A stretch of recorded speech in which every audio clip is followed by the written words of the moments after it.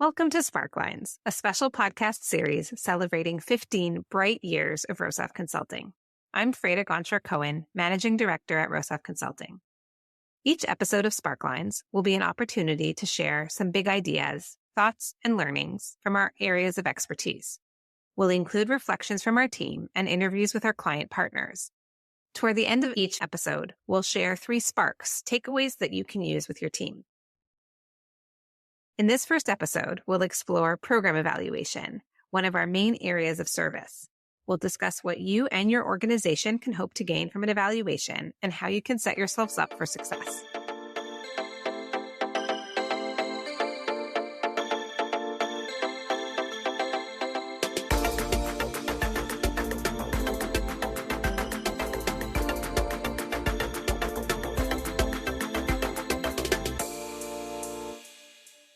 Some of you may be familiar with our toolkit, the 4 Questions of Evaluation, which presents 4 core questions that are essential to setting an effective foundation for conducting evaluations. A link to our 4 Questions toolkit can be found in the show notes and on our website. Rosov Consulting's founder and principal, Wendy Rosov, explains where these questions came from. After 10 years of working at Jesna and feeling like we didn't ever get to the heart of when people would come to us with a project, like what were the key things that we needed to answer in order to do our best work? And over again, I just started to realize that these were 4 essential questions. There's probably even more than 4, but these were 4 essential questions that have to be answered pretty much for any evaluation project to go well.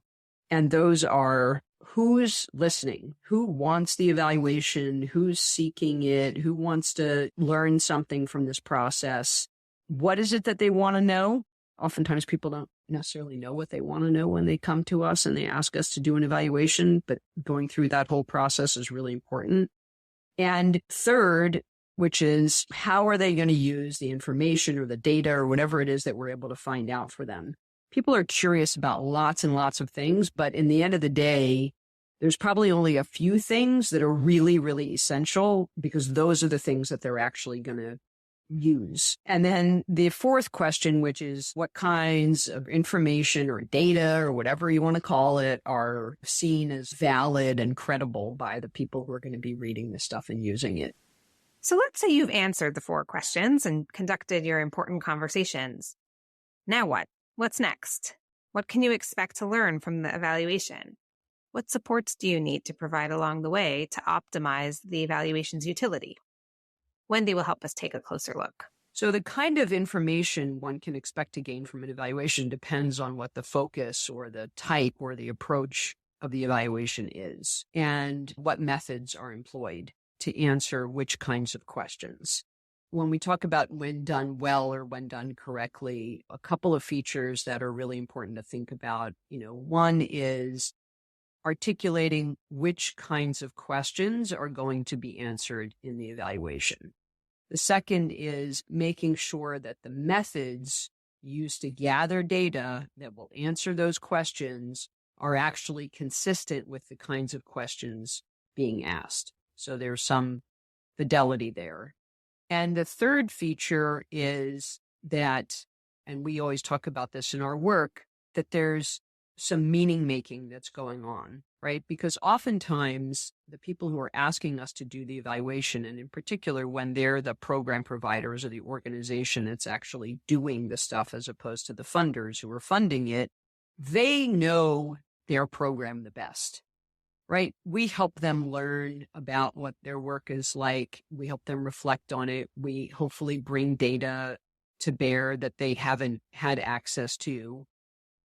In the end of the day, if we don't sit down with them and talk about what we've learned and hear their reflections on it also, that's a really important piece of the puzzle. So I think that when done correctly is not just about methods and about the precision of the research and all of those things. It's also about the process of making meaning from what's been learned.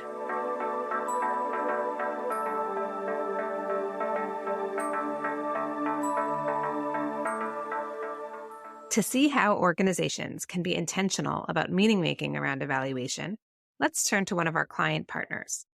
Rabbi Elie Kaunfer is president and CEO of the Hadar Institute, a thriving center of Jewish life, learning, and practice that builds vibrant egalitarian communities in North America and Israel. Since its founding in 2006, Hadar has reached thousands of people through its programs and content. At Rosov Consulting, we've been partnering with Hadar in its evaluation efforts since 2017. One of the main lenses we look at our success through our programs is what is the medium and long-term impact that this is having on the participants and the way in which they're carrying the experience that they had at Hadar or interacting with our content, how they're carrying that forward in their own Jewish lives and Jewish community. The discipline of going back to people who have taken your program and experienced them, months and even years ago, and seeing what the long-lasting impact is really why we're in this work in the first place and why that kind of evaluation is so valuable for us.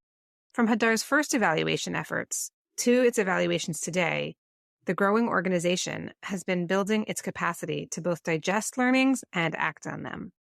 A key component of being able to do that well is building a culture that celebrates evaluation and learning and includes staff in that process. I think there's a danger of thinking about evaluation simply as one of the many questions you have to answer when you're working with a funding partner and forgetting to share the learnings with the wider staff who are producing the programs. The staff is incentivized to move on to the next program and not think that long about the previous program. And sometimes the leadership is incentivized to focus the evaluation outcomes only towards the story that we're telling the funders. So I think the more that we have involved our staff in absorbing the data and asking questions about it and doing that in conversation with you, I think the more meaningful it's been for the program designers on the team to really understand the ways in which things are successful or need to be altered. And that was a learning, I think, that we experienced over the years. The more you could involve your staff, the better it lands with what the purpose of evaluation really is. The purpose of it ultimately is to understand what you're doing, what its impact is, and how to make the next one better.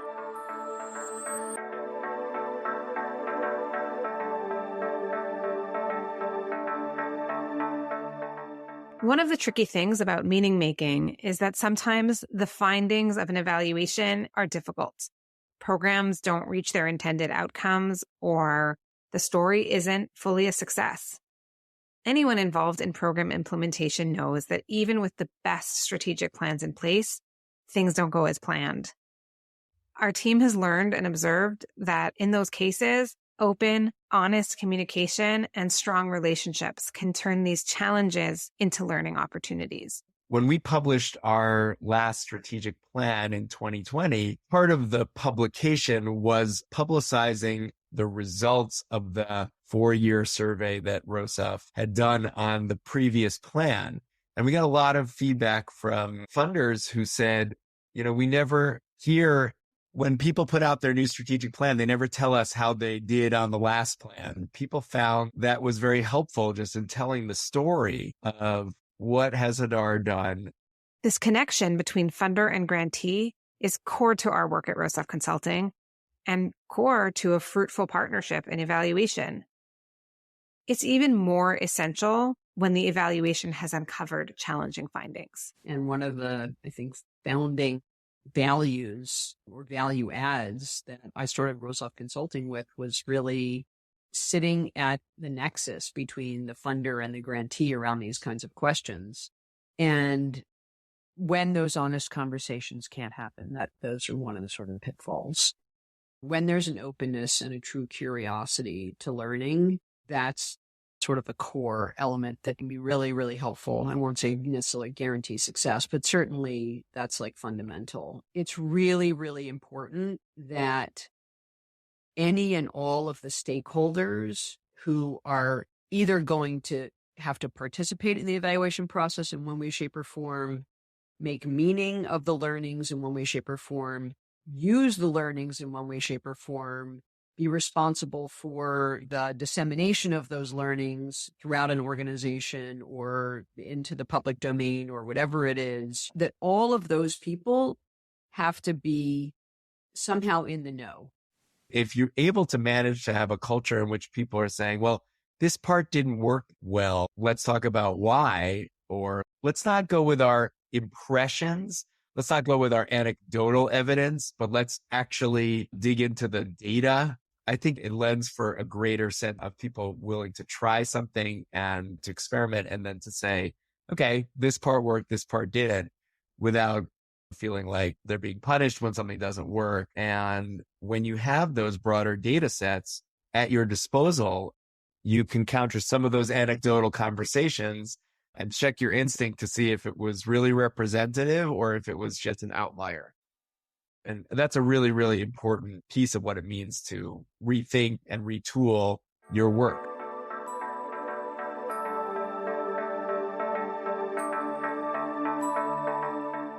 Evaluation is not easy, but it can provide great rewards. In this series, we will end every episode with 3 sparks of insight that can enhance your future evaluations and learning. Our first spark today is evaluation takes discipline. To be worthwhile, evaluation requires applying sustained attention to sometimes difficult questions. It never results in instant gratification. Like those productive workouts in the gym, the middle sets can be hard going before you start to see the benefits. Second, evaluation takes teamwork. If people in your organization are going to make real use of the learnings, they need to be involved throughout the process. Not necessarily deeply, but they need to be part of shaping the learning opportunity and then of making meaning of what surfaces. Stakeholders must genuinely feel that they have a stake. And finally, evaluation requires openness, curiosity, and being willing, sometimes, to fail. It's important to come to it with a learning stance, a willingness to look closely at ourselves, our organization, and our work, and do better. Thank you for joining us on Sparklines. Links referenced in today's episode can be found in the show notes and on our website, rosovconsulting.com. Additional episodes in the series will be coming soon.